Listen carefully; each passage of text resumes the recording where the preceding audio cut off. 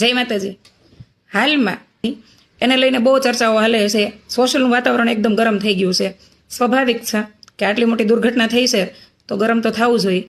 નમસ્કાર, જય હિન્દ, જય માતાજી। ઘણી વખત વિડીયો બનાવવા અને દુઃખ સાથે પણ વિડીયો બનાવવા પડતા હોય છે।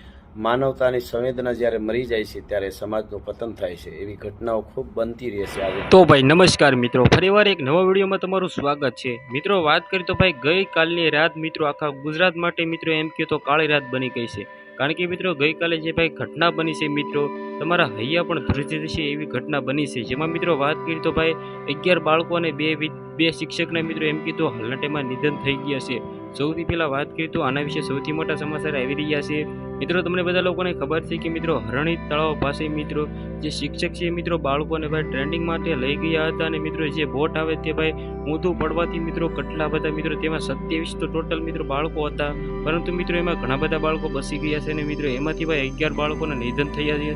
સૌથી પહેલા મિત્રો વાત કરીએ તો તમને બધા લોકોને ખબર છે કે સાહિત્યકાર રાજભા ગઢવીને તો તમે ઓળખતા છો, તેને પણ મિત્રો આના વિશે દુઃખ વ્યક્ત કર્યું છે। કારણ કે મિત્રો કરવું પણ પડે।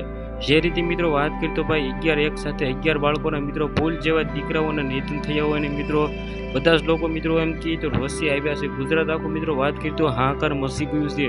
મિત્રો વાત કરીએ તો દેવતભાઈ ખવડે પણ મિત્રો એમ કહે તો આના વિશે ટ્વીટ કરીને કહ્યું છે ઓમ શાંતિ। મિત્રો તમે પણ કરો, જલ્દીથી કમેન્ટ કરવાનું ભૂલતા નહીં। અને મિત્રો આજના વિડીયોમાંથી આટલી જ માહિતી। મિત્રો આગળ પણ આપણે ઘણા બધા વિડીયો આના વિશે લાવવાના છે, તો સબસ્ક્રાઈબ કરી રાખજો। ફરીવાર એક નવા વિડીયોમાં મળી જ્યાં સુધી જય હિન્દ, જય ભારત।